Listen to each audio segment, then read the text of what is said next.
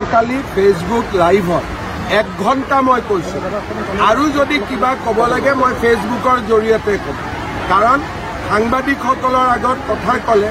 selected person এটা কাটি তুলি দিয়ে ফলত দেশত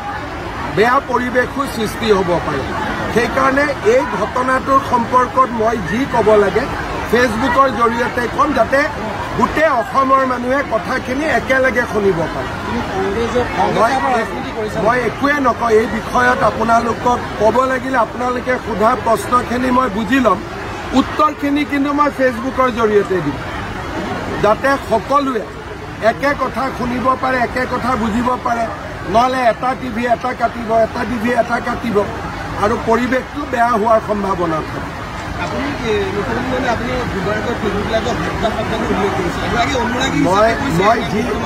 ফেসবুক লাইভত মই যি কৈছো সেইটোৱে আৰু এইটোৰো উত্তৰ যদি কিবা দিব লাগে মই ফেসবুক লাইভতে দিম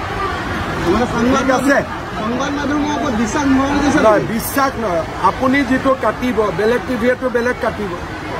দেশৰ জটিল পৰিৱেশত কমিউনিকেশ্যনৰ চিষ্টেমটো বেলেগ হ'ব লাগে ৰাইজৰ লগত ডাইৰেক্ট হ'ব লাগে দেশত যেতিয়া জটিল পৰিৱেশ থাকে মুখ্যমন্ত্ৰীয়ে ৰাইজৰ লগত ডাইৰেক্ট কথা পাতিব লাগে মাধ্যমৰ জৰিয়তে কথা পাতিলে এটা শব্দও যদি এআই জৰিয়তে ড্ৰপ কৰি দিয়ে কি হ'ব পাৰে সিদিনা এখন মানে কান্দি থকা ফটো এখন হাঁহি থকা ফটো কৰি দিলে সেইকাৰণে যেতিয়া দেশৰ পৰিৱেশ জটিল হয় তেতিয়া ৰাইজৰ লগত ডাইৰেক্টলি কথা পাতিলে ৰাইজ সন্তুষ্ট হয়